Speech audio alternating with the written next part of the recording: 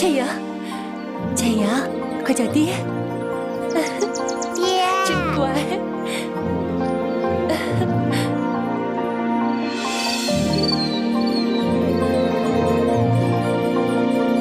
这就是明珠谷了。早在多尔衮率清军入关之前，崇祯皇帝就预感到大明江山不保，于是他未雨绸缪，设置了3处秘密基地，为的就是将来有朝一日能光复大明。这其中一处便是明珠谷，许多不肯归顺大清的高人骑士，全都隐居在此。果然是一处世外桃源。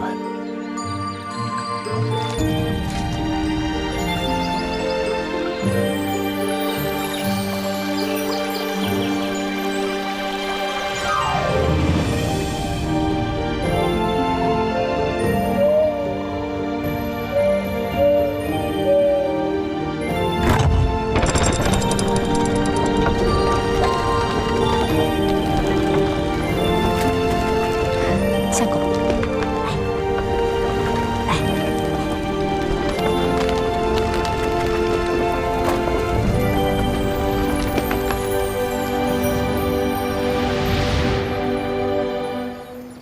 久闻樊先生大名，为辅佐永历帝与妻女分离，现在总算是一家团聚了。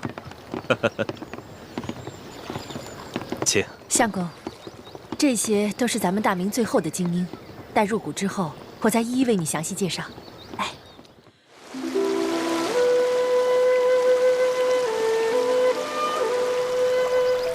义父，你今天怎么肯带我出谷玩了呀？今天是你7岁生日，你从小到大都没有离开过明珠谷，所以义父今天带你出谷开开眼界。哇，那我是不是能吃到很多很多好吃的？你呀，就是挑食。确实，在谷中也没什么好吃的。易欢，今天你想吃什么，义父都买给你。哇，真的吗？嗯，太好了，我的义父最棒了。走。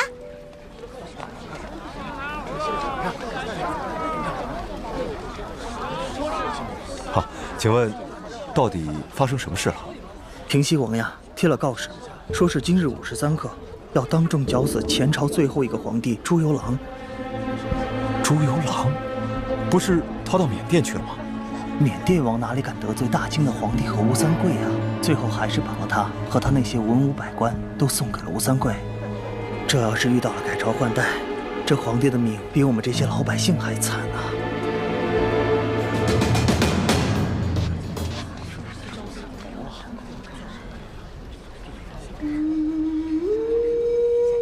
台上跪着的那个男人，还有他旁边跪着的那个女人，你好好的看看他们，记住他们的样子，永远都不要忘记。他们是谁啊？我为什么要记住他们的样子，永远不忘？先别问为什么，听义父说，好好看看他们。这是你第一次看见他们，也是最后一次看见他们了。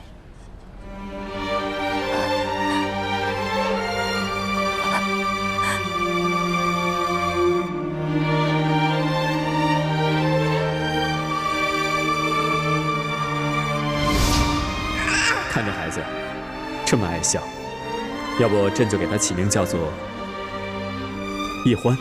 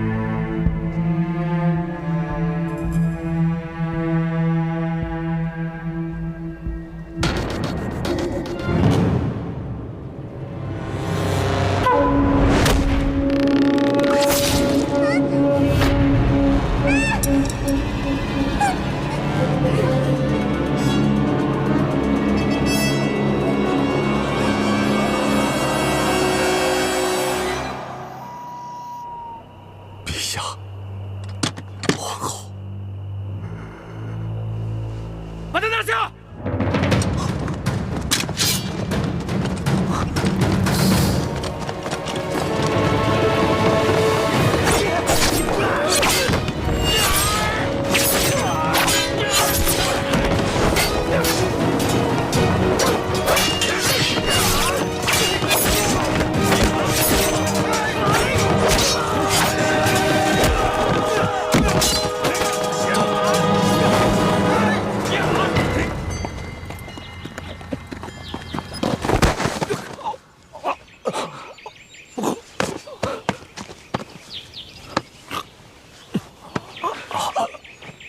范神医，你没事吧？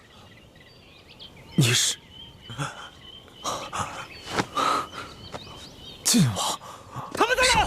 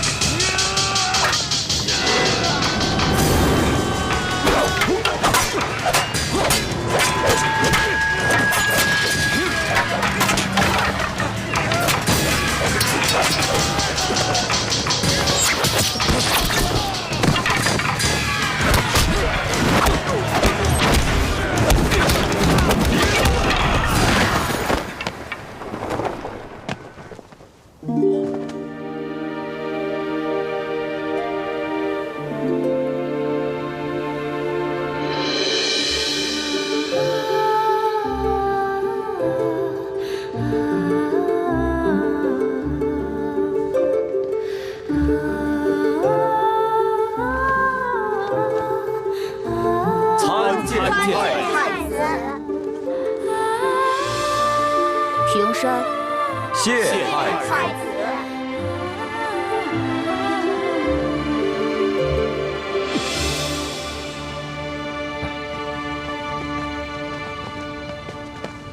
如今顺治已经驾崩，他的第三子爱新觉罗玄烨继位，改年号为康熙。康熙只不过是一个8岁小儿，朝政实际都掌握在4位辅政大臣手中。这4位辅政大臣，他们分势而立，互相内斗，而吴三桂又与他们分庭抗礼，所以，我们将来还是有机会能够找到复国的契机的。希望各位都不要气馁。那我就宣布一个先帝遗诏，为太子跟我女儿奕欢定亲。以后我大明皇室的血脉，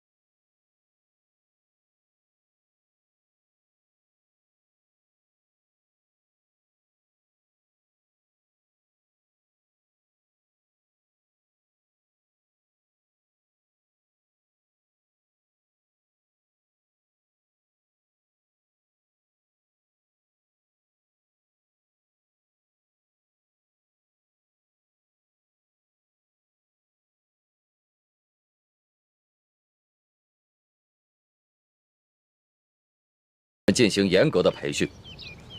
我们会将我们毕生所学毫无保留的都传授给你们。是。那我们以后是不是不能玩了？不能说话。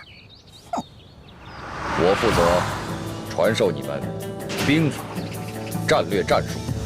我来教授你们各项技能和各种兵器。我负责教你们医术，还有读古之术。我负责教你们4书5经、琴棋书画乃至天文地理。我就负责教会你们易容变声、缩骨异形等各种技艺。我将教你们暗器功夫，以及破解制造各种机关。啊，这么多课程还没学我就晕了。奕欢妹妹，你我可是大明最后的希望，我们要加倍努力，给所有的兄弟姐妹们做个榜样。你可再也不能像以前那样贪吃贪玩、偷懒耍滑头了。要你管，你凭什么管我？你是我未来的媳妇，我就有权管你。呸！我长大了才不会嫁给你这么没趣的家伙呢。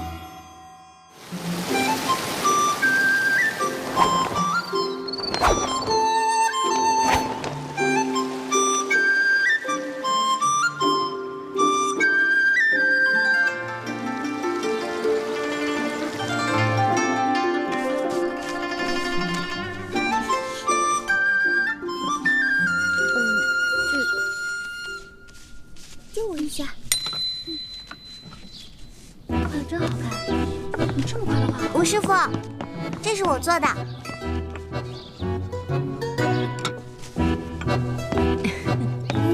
你看到我的东西了吗？那不是你做的面具吗？吴师傅，这张面具是我做的，被易欢偷拿了。易欢，他居然偷懒不肯做作业，居然偷了同学的功课来搪塞我。上课的时候，易欢竟然还装病。易欢这孩子呀，比其他的孩子都聪明，只要稍加努力，前途不可估量。每次都是这样，认错认得贼快，可是一掉头就外甥打灯笼，照旧。易欢，从明天开始，别人练1个时辰的功夫，你要练2个时辰。别人做1份功课，你得做2份。你这样根本不配做晋王的女儿，日后还怎么指望你光复大明？易欢，不要让我失望。你这孩子今后要多用点功了。易欢，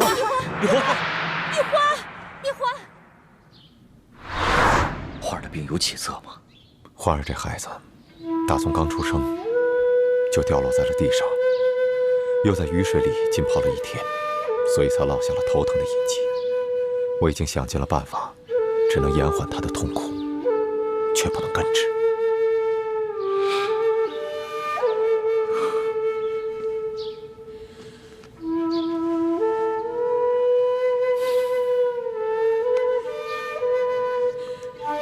欢儿，都是我害了你。其实欢儿的病也不是不可医治，只是需要找到一种特别的药引。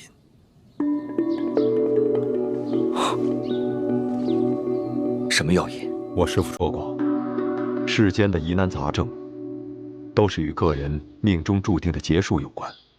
要破此劫数，必须要有贵人的助力。如果能有龙珠来做药引，也许能治好欢儿头疼的隐疾。龙珠？对，龙珠。龙珠就是皇帝的眼泪。我曾经听民间的说书人说过杨家将的故事。相传当年杨六郎因病不能出征，需要龙须凤发才能医治。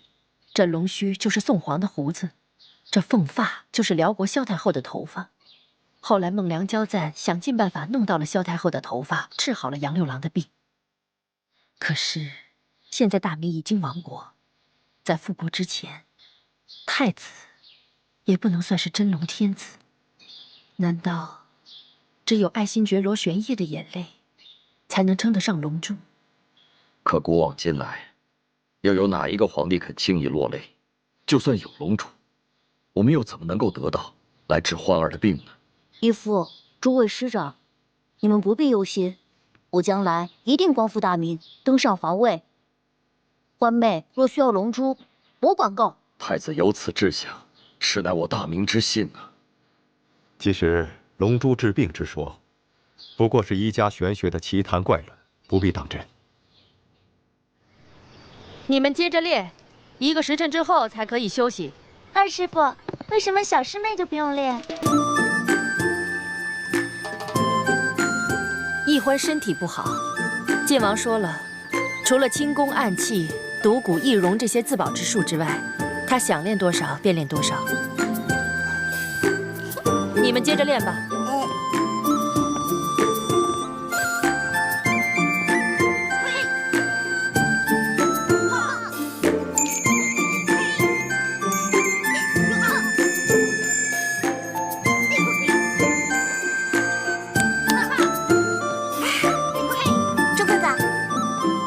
你别捣乱，谢姐姐。姐，把你的手往前伸一点。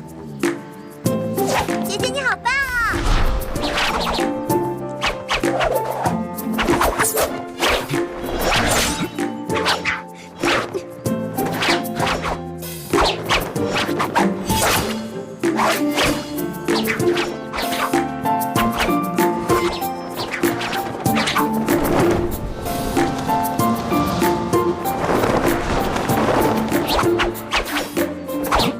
猪哥哥，再高一点，高一点。认真点。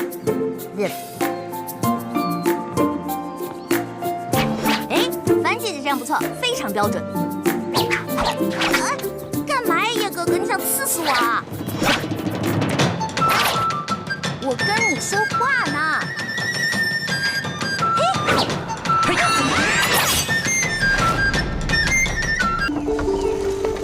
爹及诸位师傅在上，一欢历来胸无大志，唯愿吃遍天下美食，穿遍天下美衣，还有找齐珍贵药材，配出冰肌血肤养颜膏，治好倩影姐姐的脸。还望诸位师长原谅一欢违禁出谷，待实现3大愿望之后，一欢再回谷，负荆请罪。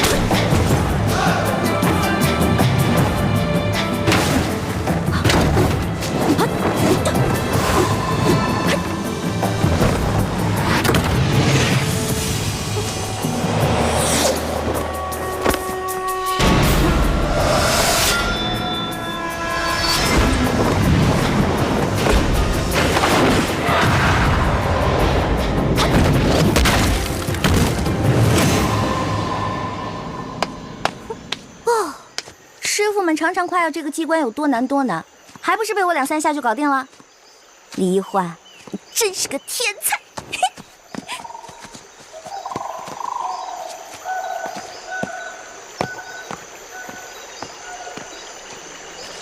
范先生，你立刻飞鸽传书给太子他们，告诉他们，一欢已经出谷，让他们务必保护好一欢。既然晋王担心公主的安全，为何还要故意简化机关，放她出谷呢？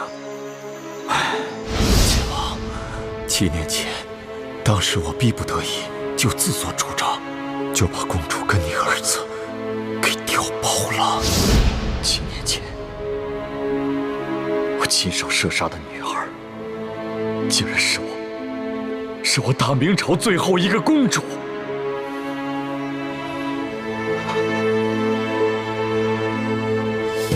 我李定国罪孽深重啊！不，公主尚在人间。当年你那一箭刚好射中皇后送给公主的玉佩上，所以公主毫发无伤。这些年，我一直带着她隐居在明珠谷。现在远在台湾的太子，对我们大明的志士们来说，是极大的鼓舞。如果让他们知道，大明皇室只剩下一个公主，恐怕他们就没有复国的斗志了。如今世上，知道太子是你亲生儿子，一欢才是大明最后一个公主的人，就只有你我2人了。我知道了，我马上传信给延平王，让他把太子送回来，就说先帝留下遗诏，让太子跟我女儿一欢定亲，这样他们所生的子女也算是大明皇室血脉，我们也算对得起先帝了。好，这安排甚好。一欢是先帝留下的唯一血脉，只可惜他生性懒惰，又贪图享乐。若一味保护，不让他历练，先帝在九泉之下，也不会瞑目的。晋王真是用心良苦，但愿他此次京城之行能有所长进。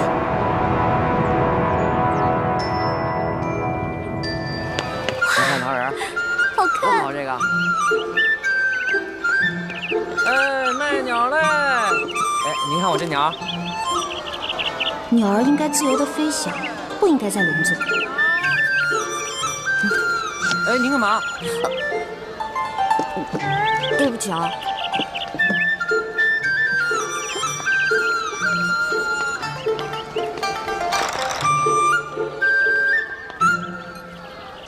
师傅们都说清甜无道，民不聊生。可为什么京城又如此繁华呢？难道是师傅们久未出国，已经不知道这个世界变了吗？让开，让开，让开，让让，让开，让。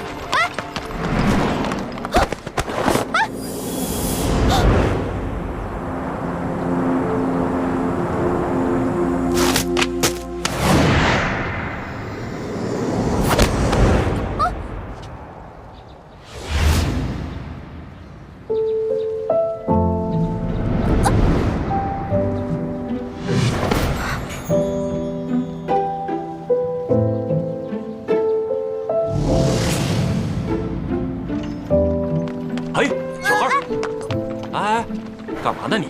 啊？对不起啊，不妨事。是，少爷。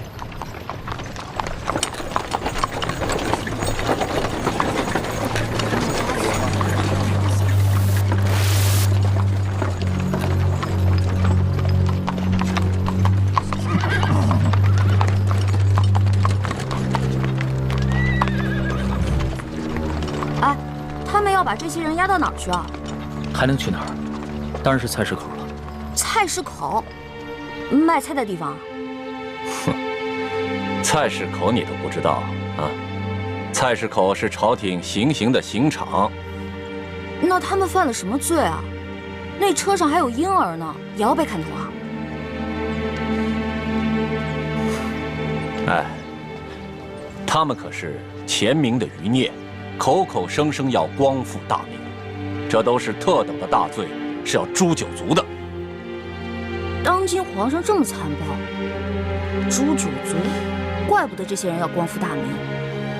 我说臭小子，你胡说什么呢？啊，你信不信我？哎，这位小兄弟，不过随便说说，不妨事。是。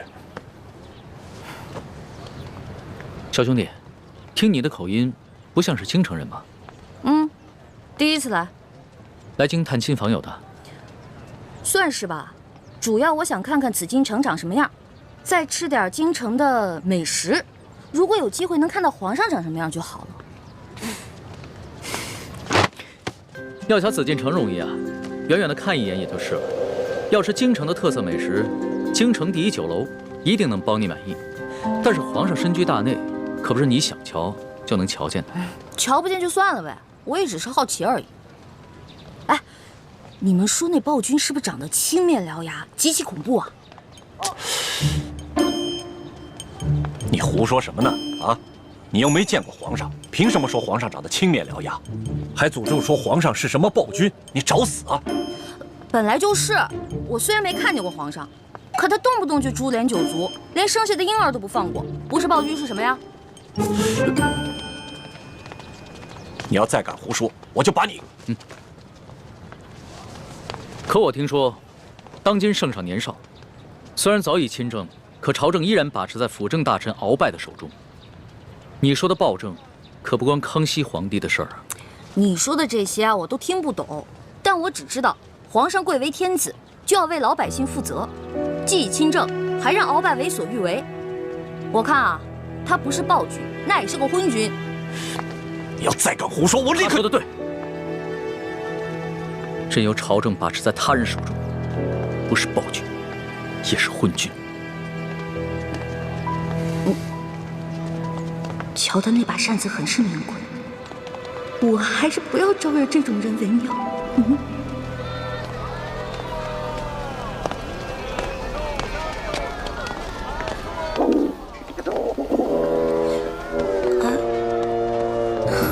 好了好了，我知道你饿了，要不然先把你填饱了，再去找猪哥哥他们。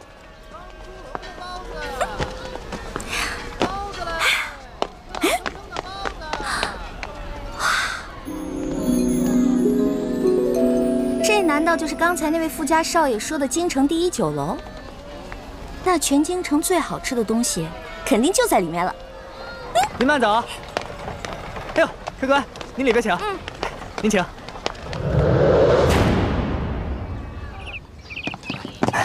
客官。来，客官，您坐这儿。我要坐那儿。哎，我要看着京城最好的风景。就这样。客官，您一个人犯得着用那么大的桌子吗？要不咱换换？我一个人怎么了？我能吃4个人的量。去，给我拿菜单。哎。哇。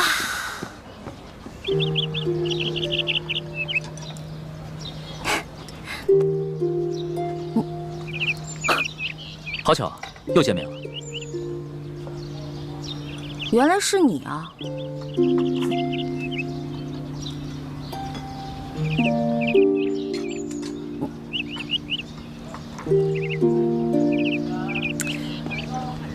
哎，这位大哥，你干嘛总盯着我看啊？我脸上长花了。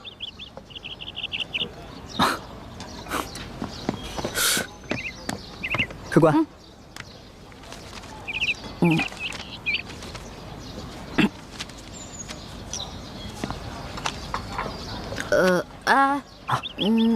他桌子上的菜给我来一模一样的。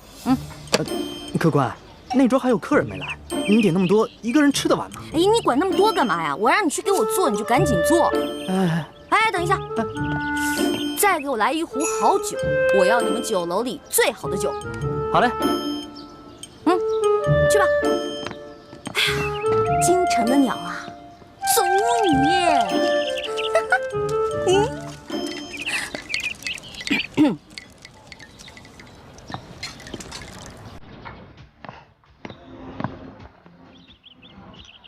我说这位大哥，干嘛一直瞪着我看啊？还瞪我是吧？行，今天你瞪我，那我就瞪你，看谁瞪得过谁。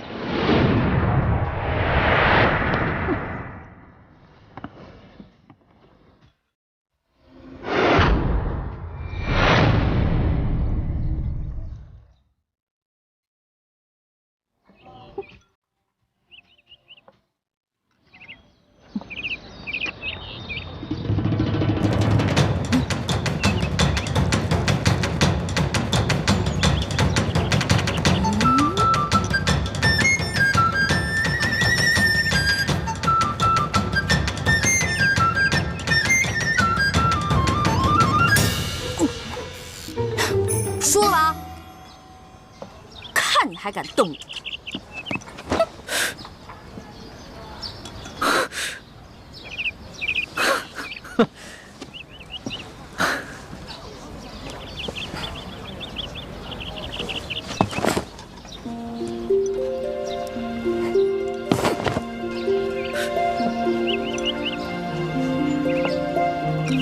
无赖！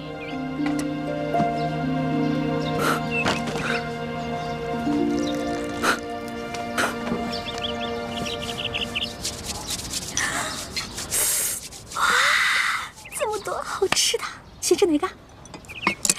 尝尝。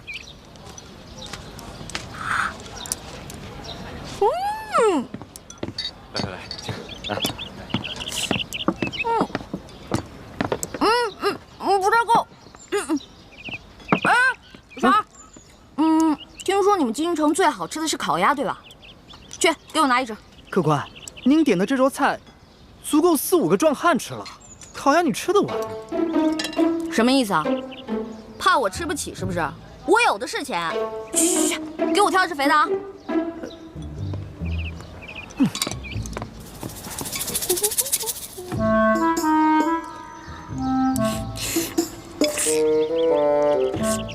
官，烤鸭。烤鸭。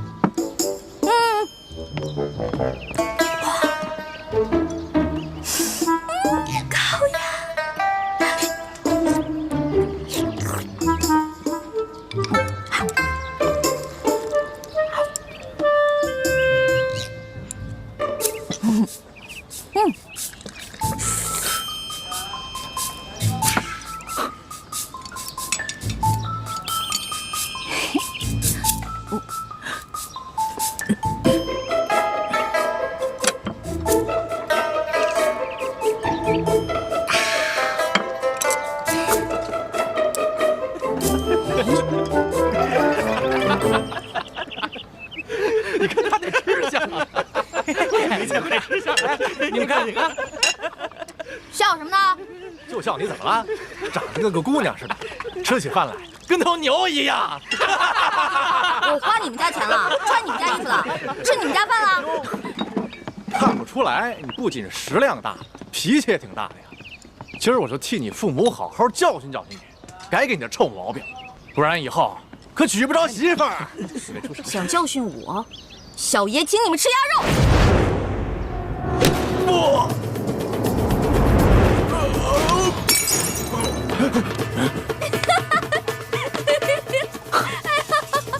找死！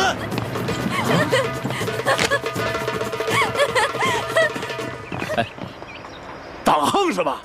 哎，各位，来这京城第一酒楼都是寻开心的，兄台何必跟这位小兄弟过不去呢？你是谁呀？要你多管闲事儿？在下龙三，小二来了。怎么了，几位爷？这样，你给这位客官加几个好菜，再加一壶好酒，都记在我账上。在下替这位小兄弟向你赔个不是。哎，来，几位爷消消气儿，这边请。小二，这些银子够不够？够，用不了这么多。剩下的都赏你了。好，谢谢爷。果然是个富家公子，哼，有钱了不起啊？别以为你替我道歉，我就会感激你。嚯！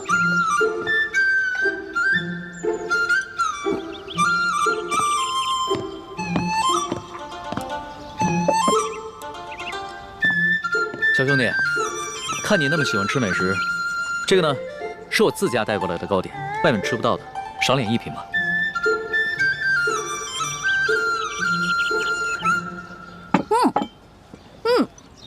这个真好吃，你们家厨子可真厉害。哎，你那个大个子跟班呢？啊，我让他出去办事了。可惜我吃的太多了，这也吃不下了。小二，哎，来了。你帮我把这些全都包上，我要带回去。哦，好，那请先结下账。哦。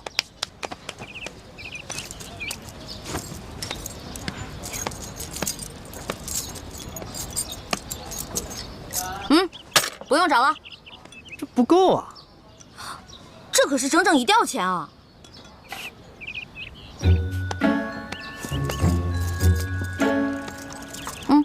拿去。这还差得远呢。这回够了吧？只够个零头。这么多钱只够个零头？你这京城第一酒楼的菜也太贵了吧？这些钱都是我跟我兄弟姐妹1年的利钱呢。这儿可是京城第一酒楼，可不是你们乡下的草棚子小饭馆。你看看咱这桌布，再看看咱们店的陈设，啊！我跟你说，除了皇宫敢用黄色，普天之下没人敢用黄色，唯独本店。为什么？因为本店是先皇特许。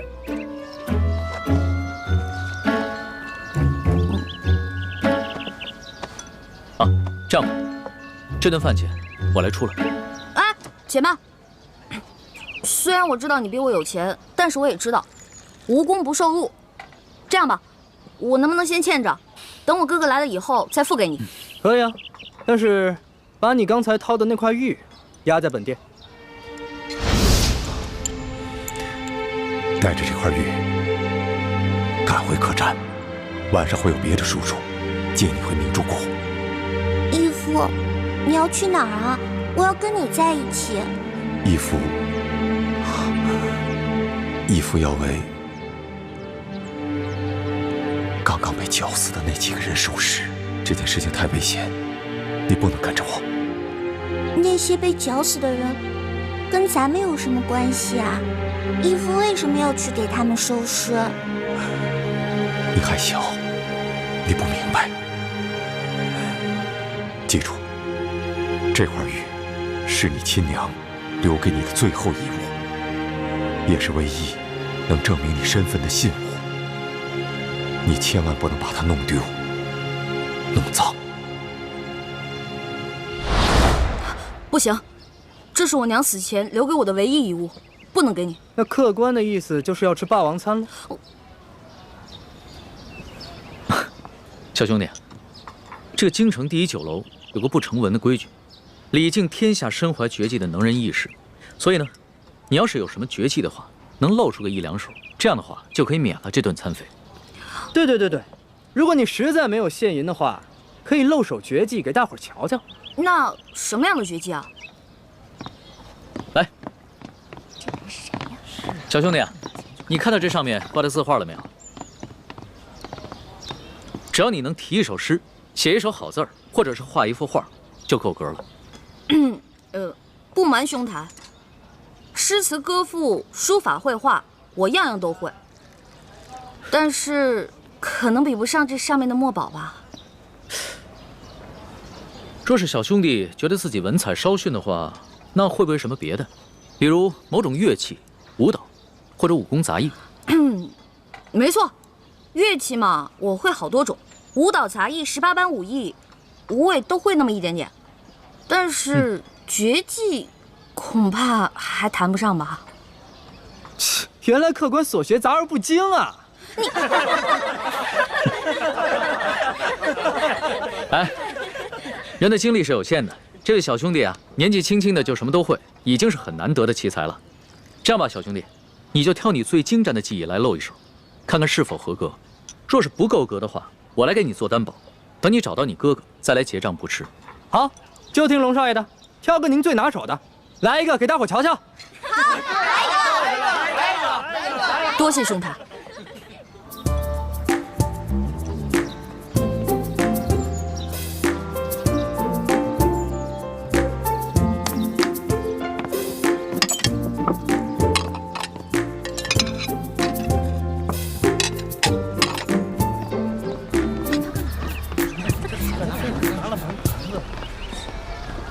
他要干嘛呀？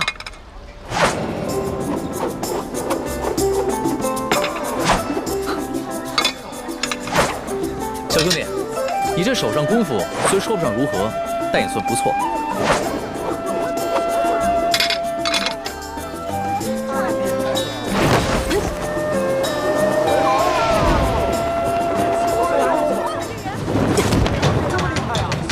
好，原来小兄弟最擅长的是轻功啊！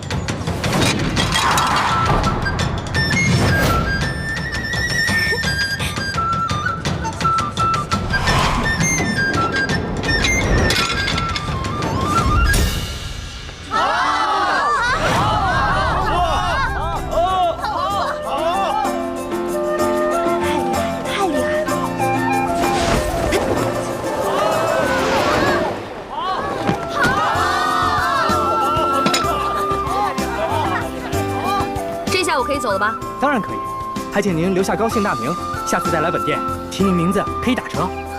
姓名就不必了，朱门酒肉臭，路有冻死骨。你这京城第一酒楼的一顿饭，够我跟我兄弟姐妹过1年了。先撤了。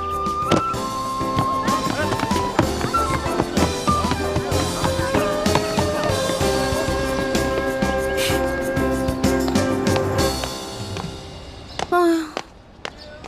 没想到来京城的第1顿饭花了我这么多钱，还没找到朱哥哥他们就变成穷光蛋了。要是再找不到朱哥哥的话，那我就要露宿街头了。等会儿那个龙三出来，他往那边走，我们跟过去，然后把他抓了。龙三？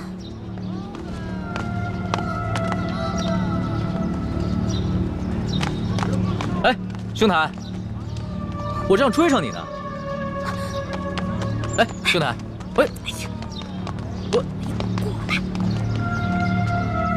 哎，小兄弟，不要问。刚才我看到几个江湖人士在打手语，他们好像要对你下手。不会吧？我平时极少出门，没有什么仇家。你当然是没什么仇家了，但是你爹娘没有教育过你吗？出门财不可外露，估计啊是盯上你的钱了。我这个样子很有钱吗？一看你就是一个不经常出府的大少爷吧，没什么江湖经验。你啊，虽然穿了一件普通的绸衫，但是你手上那个玉扳指，还有你的帽子跟腰带上镶嵌的美玉，都是极品兵种。再看看你这把古扇，这扇面是黄庭坚的真迹吧？足以买下这整栋酒楼了。我倒是忘了这些细节了。小兄弟，你真是好眼力啊！哼，其实在下的能力呢，不光是刚刚在楼上说的那些，我对鉴赏古玩玉器也是不在话下。多才多艺，真是多才多艺。哎，不知道小兄弟叫什么名字？我们交个朋友吧。哎，你先别问我叫什么名字，我先问你，那个揪我小辫子，你那个大个子跟班呢？我原来还带了几个跟班，不过都被我派出去办事儿了。我们约好了，在街角转头的那个书画斋门口碰头。哎呀，如果你这样一个人出去的话，估计你也走不到书画斋了。那怎么办啊？这样吧，看在你刚才帮我解围的份上，又请我吃了一碟点心，我来帮你。先帮我开个房间。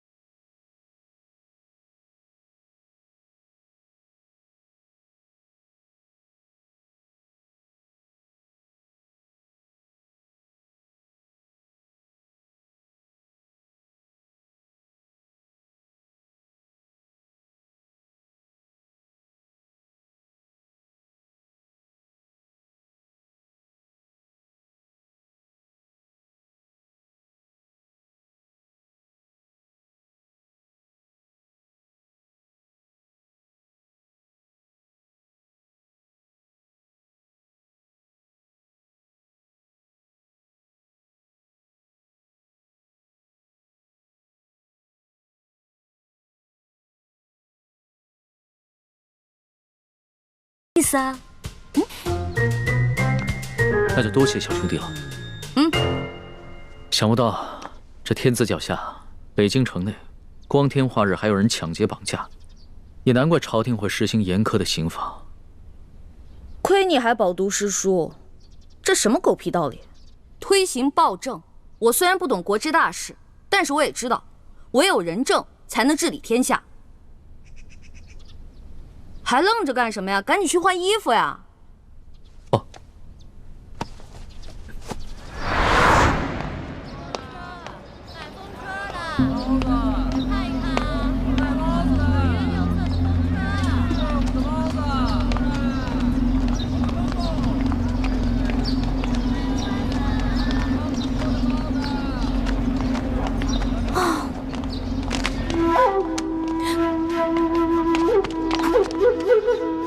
你不是龙三，怎么样，中了小爷的金蝉脱壳之计了吧？傻了吧？那个龙公子我们跟了好久了，今天就是你坏了我们的好事。所以你们想干嘛呢？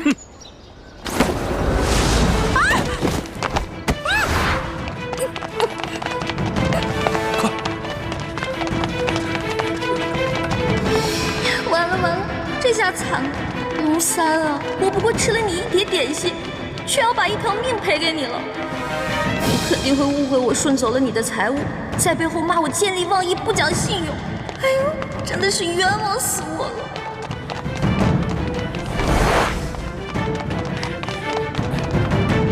少主，今天有人破坏我们的计划。哦，什么人？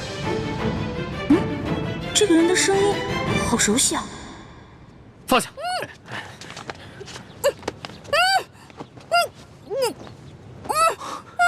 欢妹，怎么是你啊？把绳子解开。猪哥哥，猪哥哥，怎么会是你啊？少主，这位是？她是我的小师妹一欢。啊，这些打架劫舍的人，你认识啊？你别胡说，他们都是我们联盟的好兄弟。一欢姑娘，刚才真是多有得罪，没想到我们居然是大水冲了龙王庙。你们为什么要劫那个龙三啊？京城的达官贵人们都爱去那第一酒楼，所以我们在酒楼当中也安插了眼线，方便我们打探消息。这几天来，我们发现那个龙公子经常出现在第一酒楼，暗中查访各种民间消息，行迹可疑，出手又非常阔绰，所以我们打算绑了他，盘问盘问，顺便从他身上捞点钱财，用作咱们联盟的活动经费。没想到啊，却让你给破坏了。哎呦，实在不好意思啊，各位，我不知道你们是自己人，我还以为他们是绑架良民的土匪呢。我一大早就接到师傅们的飞鸽传书，说你也来了京城，让我务必保护好你。我正想着怎么才能找到你，没想到我们竟以这种方式见面了。这家慈航药铺是咱们联盟在京城的据点之一，掌柜的还有店里的伙计都是咱们联盟中的兄弟。我现在的身份是这家店里新聘的坐堂郎中。你给我记住了，以后在外人面前要叫我李建清李先生，不许再叫我朱哥哥了。知道啦。哎，朱哥哥，叶哥哥、雪姐姐、樊姐姐呢？他们都出去执行任务了。哦，我呢，在指挥兄弟们绑架龙三儿。没想到却歪打正着碰上了你。对了，你为什么要帮龙三儿啊？这个嘛，我先进去换件衣服，出来再跟你说。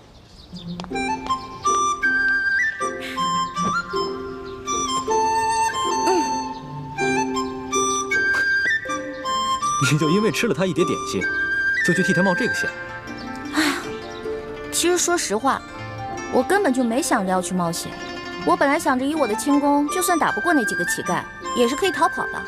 你呀，从小练功就不肯用功，又很少出门，缺乏江湖经验。这次幸亏是遇上了咱们自己的人，不然你现在就……你让我怎么办？咦，朱哥哥，你平时不是很讨厌我的吗？总是嫌我这个嫌我那个的。我要是死了，你不就少一个大麻烦吗？呸！胡说什么呢？一点都不知道忌讳，赶紧呸一个！好，我呸！我什么时候讨厌过你？你是故意气我的是不是？我开玩笑的嘛。行了，朱哥哥，我得出去一趟。不行，不告诉我你去哪儿，别想出这个门。万一出事了怎么办？放心吧，这次我不会再出事儿了。我只是想把这个东西当面还给龙三。这个龙三身份很可疑，你要多留一个心眼。见到他，仔细打探一下他的底细。知道啦，朱哥哥，走了。你当心点啊！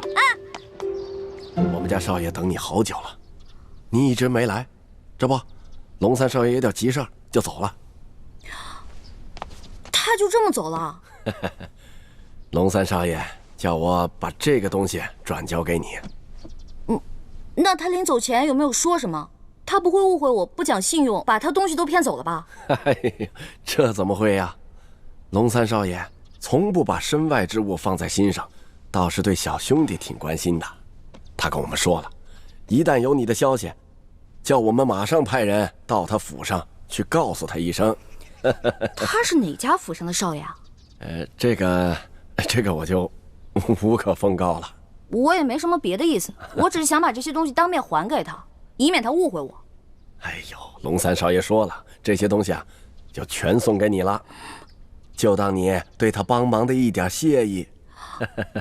这些东西都很值钱的，他全都送给我了。龙三少爷对你倒是很欣赏的，还想和你交个朋友呢。小兄弟，请问你尊姓大名啊？哎，那既然他也不肯说他的真名，我为何要坦诚相待呢？好吧，既然他都送给我了，那我就不客气了。哎，小兄弟，那以后如何联系你啊？告诉龙三，有缘自会相见。那个龙三一定是看你有些功夫，所以想故意劫纳你。不过这出手未免也太阔绰了吧？看来来头不小啊。环妹，一有机会要多去宝雅斋看看，看看能不能再碰上他。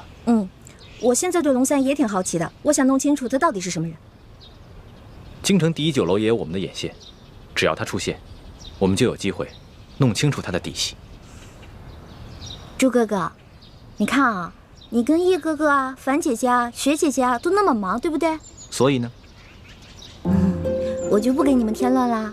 我想去看看紫禁城，我保证绝不给你们添麻烦。等等，回来。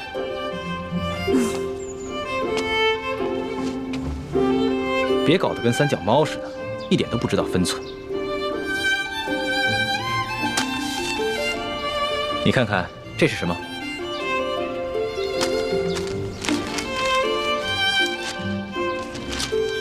我知道你想去紫禁城，我陪你去。不过在去之前，咱们是不是得熟悉一下京城，还有紫禁城的地图啊？这个是午门，午门前面是太和门。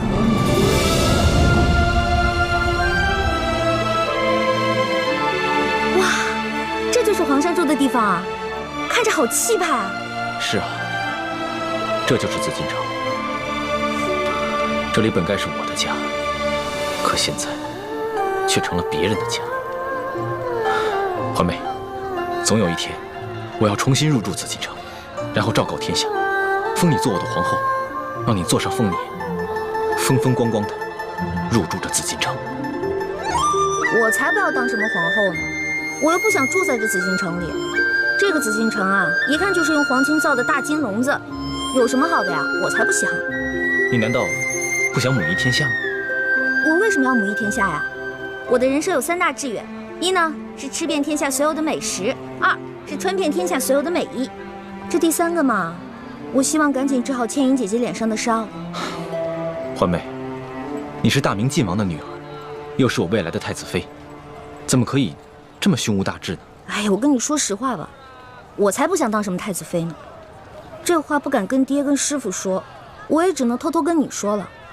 现在这世上太平，老百姓可以吃饱穿暖，这天下姓朱或者姓爱新觉罗又有什么区别呢？师傅为什么一直想要光复大明啊？你怎么能说出这么大逆不道的话呢？看，你生气了还？这话我不敢跟师傅他们说，只敢跟你说。如果你要是生气的话，好吧，以后我就骗你，我说好听的话哄你，可以了吧？算了，虽然我有点生气，但我还是只想听你说真话。我就知道你不会生我气的。光复大明，为我朱氏报仇，本来就是我的责任。你不过是一个心思单纯的女孩子，我不该苛责于你。朱哥哥，你现在赶紧回药铺吧，我还想再去庙会逛逛，我先走了。哎，你自己小心点，千万别在这事。哎呀，知道了知道了，你怎么比师傅跟爹加在一起还唠叨？走了。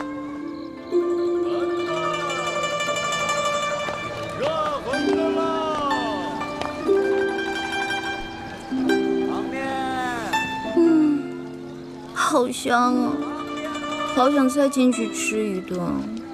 可惜这天下第一酒楼的菜价真是太贵了，根本吃不起。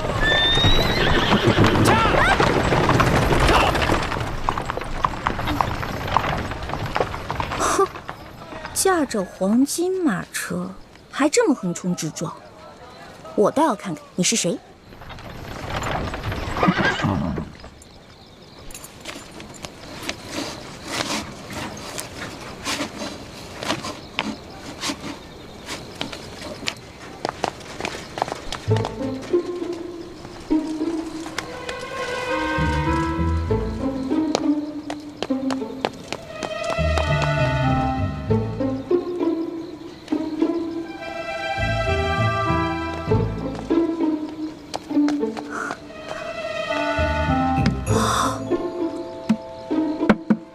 哇，真金的呀！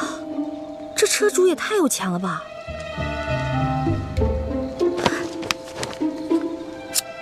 哼，看这车夫刚才那么嚣张的样子，估计这个车主也不是什么好人，我就当劫富济贫了。中堂大人，这边请。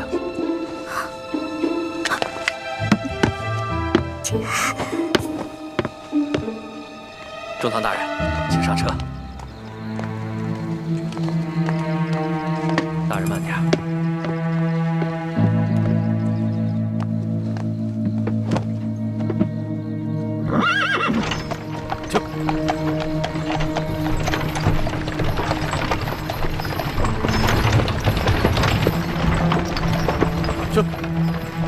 当今世上，只有4位辅政大臣之一的鳌拜人称中堂。难不成这车上的人是鳌拜？鳌拜权倾天下，怪不得这车这般华贵，行人也都避让不及。想来他们也都认得。哎呀，一环呀一环，这次你可玩大发了。这鳌拜可是大清第一勇士，要是被他发现你这个小毛贼，你这小命可就不保了。救苦救难的观世音菩萨，你可一定要保佑我。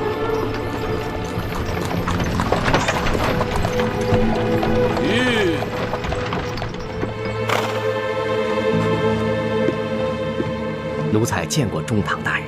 公公不必多礼。宫中一切可都好吗？一切尽在中堂大人的掌控之中。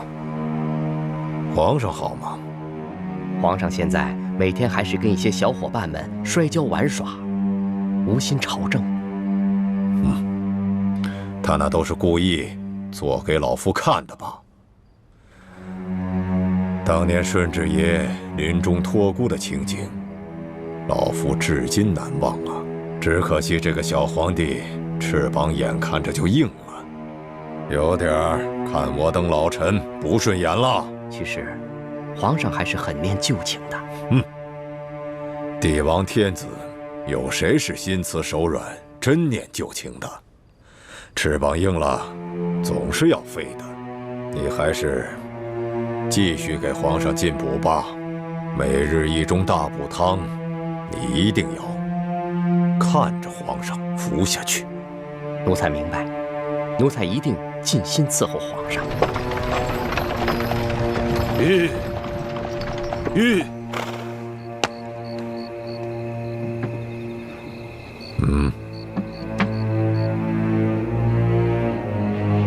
这是这个月的大补丸。多谢中堂大人。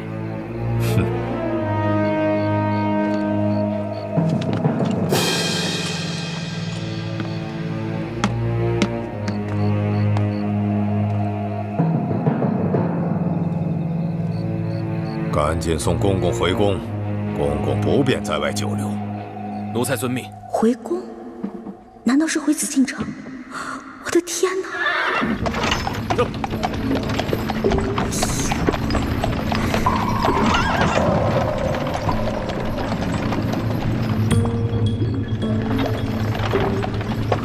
看来马车已经进了紫禁城。今天白天只看了紫禁城外的样子，不知道里面是什么样子。这马车等会儿肯定要出宫回鳌拜府，我是继续躲在马车上等出宫呢，还是找机会留在皇宫啊？好难得有机会进了皇宫，我要是不观光一下就离开，会不会太可惜了？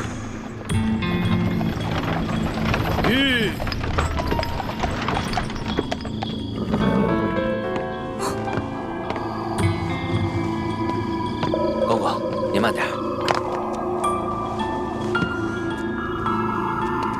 公公，这儿有没有方便的地方？这一路可把我憋死了。这宫里的路不好找，还是咱家带你去吧。哟，那有劳公公了。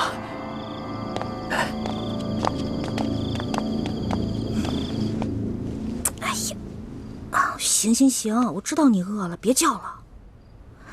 御膳房里面有举世无双的美食，要不然先喂饱肚子。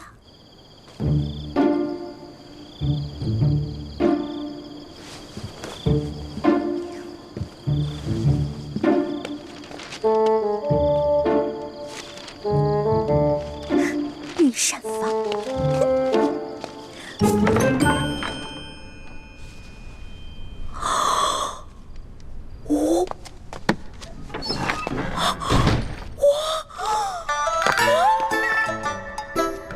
谢亏朱哥哥给了我这张地图。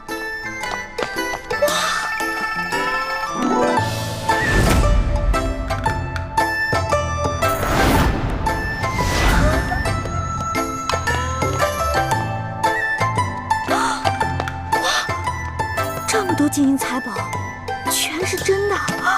上了鳌拜的车反而因祸得福了。我得把这些金银盘子全都带走，带到明珠谷给我的姐妹们。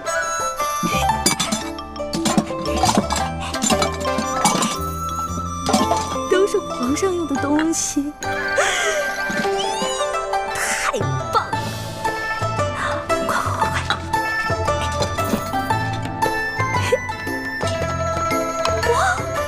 哇！好吃。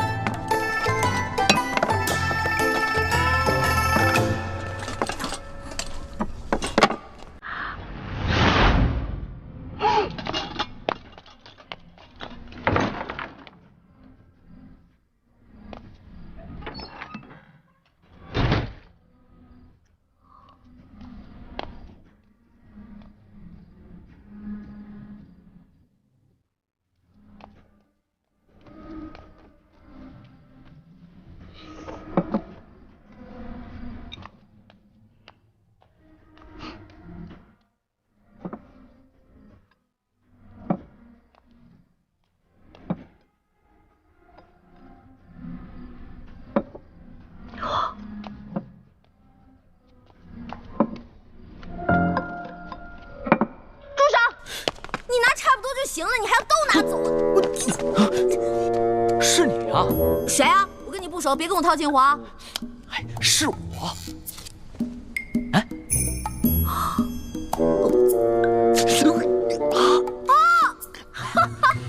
是你呀！是不是在里面？啊，我记起来了，我记起来了。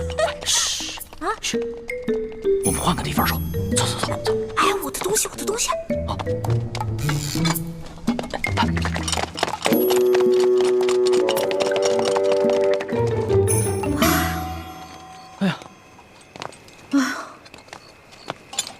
吓死我！哎，多谢你啊，还好有你在，要不然我就被抓了。不过你到底是谁啊？我怎么会在皇宫看见你呢？而且你对皇宫的地形如此熟悉。我呀，我是这个宫里的御前侍卫，所以啊，我对这个皇宫啊特别熟悉。你在宫里当差啊？怪不得那个书画斋的老板不肯跟我透露你的身份呢。原来如此啊！小兄弟，还是你说的对，有缘自会相见。没想到这么快我们又见面了。是啊。哎，对了，你这么晚进宫来做什么呀？哎呀，别提了，要多倒霉有多倒霉。我在路上走得好好的，看见一辆马。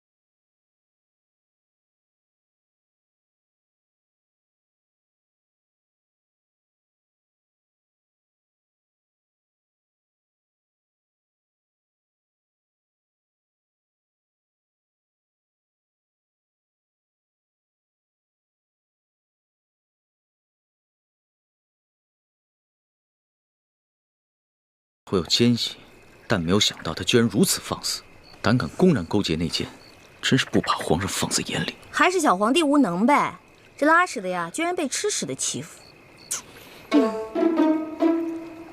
小兄弟，你这话未免也太糙了吧？话糙理不糙啊，我说的都是实在话。如果这个皇帝是个英明君主的话，那怎么可能任由鳌拜这么嚣张跋扈呢？小兄弟啊，你想的太简单了。这皇上啊，年少，刚亲政不久，要整顿朝纲，自然是需要时间的。而且他确实想做出一番大事，要不然的话，他也不会派我乔装打扮，在宫外打探消息了。怪不得你在酒楼花钱这么阔气，原来是奉旨花钱啊！你这个差事不错啊！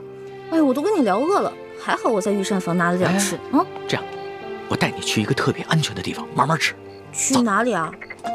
哪儿啊？你跟我来就知道了。哦。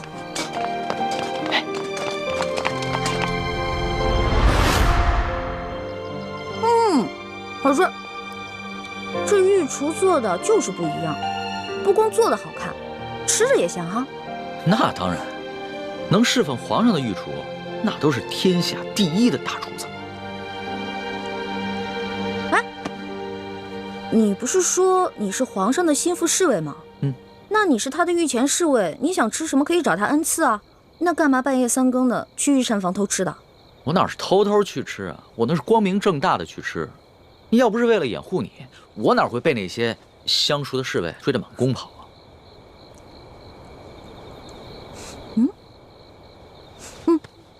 怎么？不对啊，这2种糕里面掺了不同的香料，会使人慢性中毒的。中毒？你别开玩笑了，怎么可能呢？这些糕点是皇上最喜欢吃的，而且皇上平时进膳的时候，都是有专门的人用银针试过的，也有专门的人试吃，怎么可能会有毒呢？真的，这里边的香料性热，而这个糕点里面的香料性凉，2种单独食用不会中毒，但是混在一起长期食用就会使人中毒，并且可以使人心智受损。你没开玩笑啊？干嘛？别动，我来给你把把脉。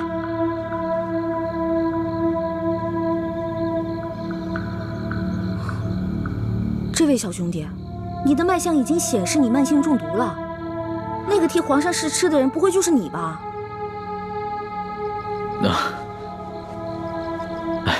实不相瞒，其实呢是皇上和我最近都感觉到身体不适，所以呢特意让我来御膳房求证一下。原本呢我是不相信宫里的太医，所以想取几样食材拿到外面去给宫外的名医看看。一开始见到你在那儿的时候，我以为你是下毒的人，派来毁灭证据的。后来看到你毫无顾忌的大吃大喝，然后又跟我说了这些话，到现在我才相信你。遇到本李大侠李易欢算你运气，知道吗？李易欢，姓李名易欢，这名字挺好听的。那当然了，我不仅名字好听，还会识毒，并且还会解毒呢。那我和皇上的毒能解吗？哎呀，你和皇上的毒嘛，解是可以解，不过这药材配起来比较难，而且这药材价格不菲啊。钱不是问题，你想要多少，我给你多少。好，3日以后在第1酒楼，我带着解药，你把药钱给我。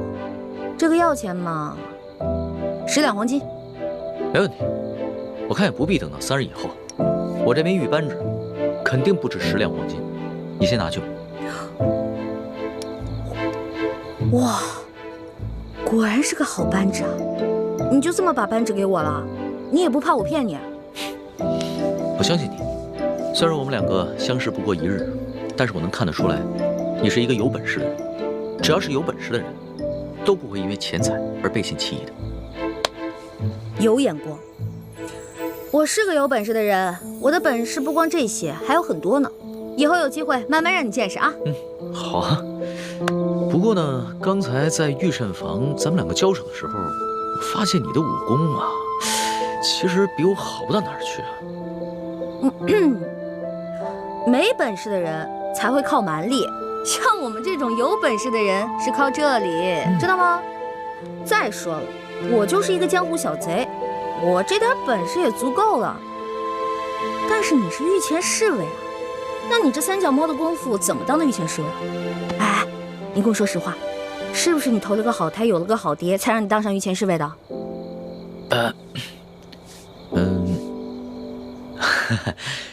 实不相瞒，我确实是投了个好胎，有个好爹。我祖上是8旗的贵族，我能随侍皇上，也都是我们家里人帮的忙。任人唯亲，这康熙小皇帝啊，果然不是什么明君啊。哎，也就是你啊，说这样的话。要别人说这样的话呢，我早就拉他去见官了。不过呢，你虽然言语上对皇上不敬，但是我能看得出来，你心思不坏。你这个小兄弟吧，通情达理，仗义疏财。我决定了，你这个朋友我交定了。来，今天高兴，喝酒。我这壶底的酒可不是一般的酒。这个酒呢，是我在山里发现的野山葡萄酒，也不知道哪位仙人何年何月何日酿造的，总之特别好喝。你别以为你是皇上的小跟班，吃惯了好多御食，好多御酒，就不把我这个酒当回事儿了。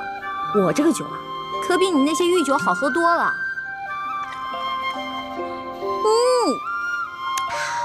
爽，尝尝。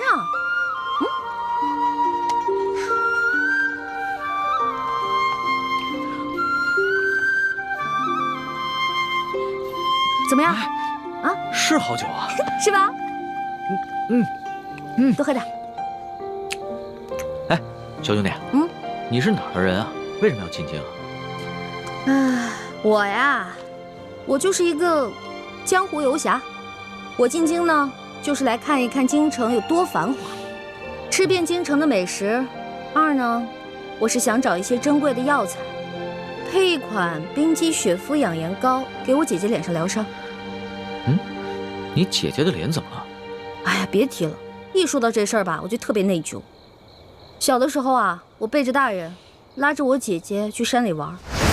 哎，妹妹，咱们回去吧。平日里师傅们都不让咱们上山玩，说山里有野兽，那是他们吓唬咱们呢。走吧。哎呀，走啦！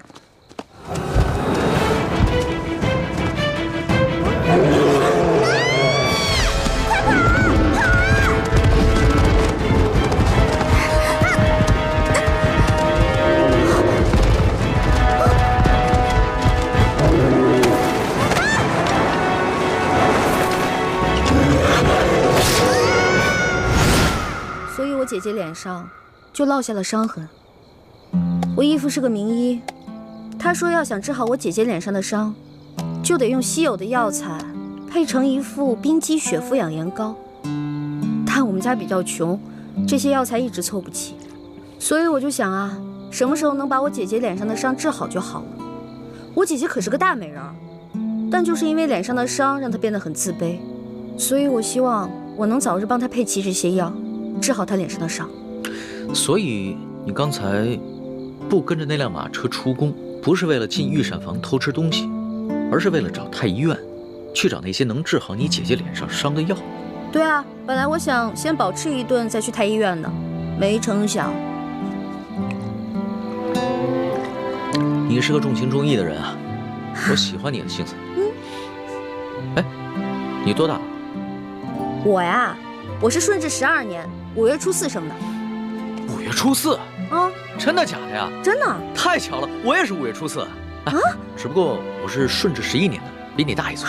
这么巧啊！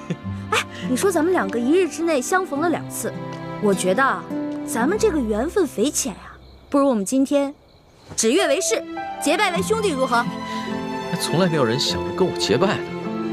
不过我以前老看古书上说，那些古人们结拜好像挺有意思的。当然了，我也一直想这么做来着，可惜一直没有遇到合适的人。既然你我这么有缘，那就结拜吧。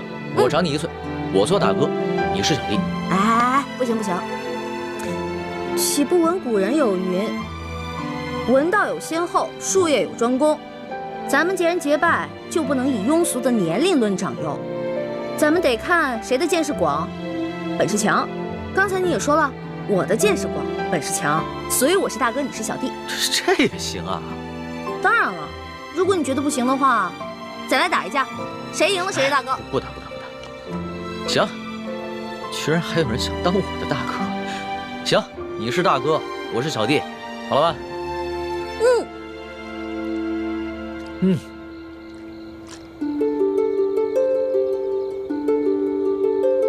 我李易欢，我龙三，今日对着月亮发誓，结为异姓兄弟。从今往后，有福同享，有难同当，永不背弃。同生共死，同甘共苦，如有违誓，天打雷劈。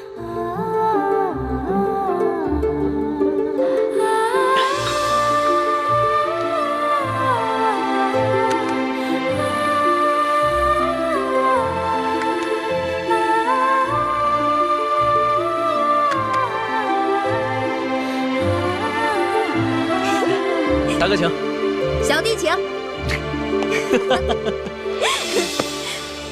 哎，对了，我们现在都结拜了，以后不能骗你了，要不然会天打雷劈的。大哥，你说什么呢？你可真是个小白兔！我之前说那个解药说要10两黄金，其实只需要10个铜板。我跟你结拜了，所以自然不能骗你了。哦，还有这个玉扳指，还给你吧。我是刚开始看你那么有钱，所以想顺便敲敲你的竹杠。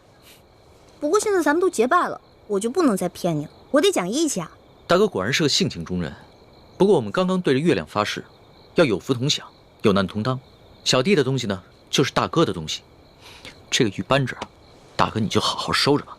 这个东西啊，小弟多的是，不必还我了。当真啊？当真。我们刚刚发过誓的，你总不想让小弟被天打雷劈吧？像你这样的小白兔，行走江湖不得被人炖了给烤了吃啊！不过你放心吧，现在有大哥在呢，大哥保护你。行，那日后小弟就多仰仗大哥关照了。放心吧，乖啊！我回来啦！你去哪儿了？朱哥哥，我看看啊，有没有受伤啊？哎呀，朱哥哥，别大惊小怪的了。你看我不是挺好的吗？什么事都没有啊！哎，你知不知道，大家为了找你一宿都没睡，各个据点也都派了人，满北京城的找你。樊师妹到现在都没回来。一欢，谢谢你，急死我们了。哎呀，对不起嘛，没想到我一夜未归，大家这么兴师动众的。欢妹，你要注意自己的身份。如果你出了事，整个联盟会不惜一切代价去救你。如果因为你牺牲了那么多无辜的性命，你心里过意得去吗？我知道了，朱哥哥，我错了，我下次再也不这样。不过，你们知道我去哪儿了吗？去哪儿了呀？紫禁城。你不是跟我说去庙会了吗？是啊，我是先去的庙会。我去了庙会以后，我还去紫禁城溜达了一圈嘛。我不光进去了，你们猜我看到了谁？我碰到了皇上的御前侍卫龙三，我还跟他结拜了呢。啊？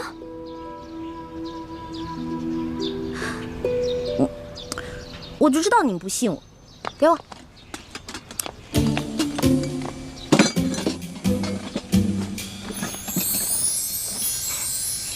哇，看，没骗你们吧？我不光跟他结拜了，我还成了大哥了呢。他居然认我当大哥，我从小到大都是最小的，没想到我现在成大哥了。原来龙三就是康熙的御前侍卫，是替他在外面打探消息的，怪不得出手那么阔绰。欢妹，你要多跟龙三联系，要挑起康熙跟鳌拜的内斗，也许龙三就是一个重要的突破口。没错，你昨晚不是正巧碰见鳌拜勾结内奸吗？这样一来，小皇帝肯定就更加记恨鳌拜了。可是我跟龙三都结拜了，他是我兄弟啊，我们已经发誓了，有福同享，有难同当。我这样做是不是有点不厚道？欢妹，情有轻重，义有大小。江湖情义固然重要，但那是小情小义。联盟光复大明，那才是大义。一欢，你要相信咱们这些从小一块长大的兄弟姐妹，可不能被刚认识的人给迷惑了呀。那好吧，